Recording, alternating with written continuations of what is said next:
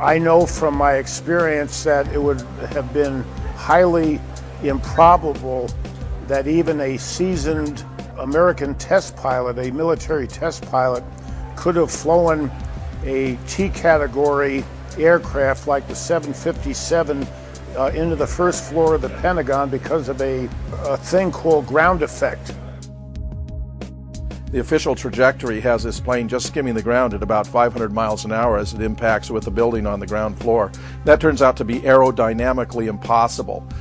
Even a small plane, such as a Cessna at full throttle, would accumulate a packet of compressed gas, which is there beneath the fuselage, that would make it impossible for it to get closer than 15 feet to the ground. Discussions with aeronautical engineers have convinced me that for a Boeing 757 at 500 miles an hour, it could not get closer than 60 feet to the ground. If the plane had been taking the official trajectory, its engines would have been making massive damage to the lawn. Wake turbulence would have been wrecking it. The lawn would have been a mess. Instead, the lawn is perfectly smooth, green and smooth, which turns out to be, ironically, a smoking gun at the Pentagon. Ground effect and the pristine condition of the lawn in front of the Pentagon aren't the only problems with the official story.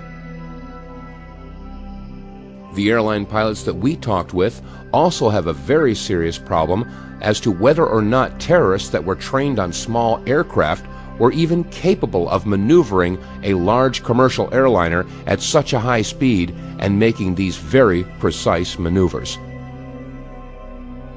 I flew the two actual aircraft which were involved in 9/11, the flight number 175 and flight 93, the 757 that allegedly went down at Shanksville, and flight 175 is the aircraft that's alleged to have hit the South Tower.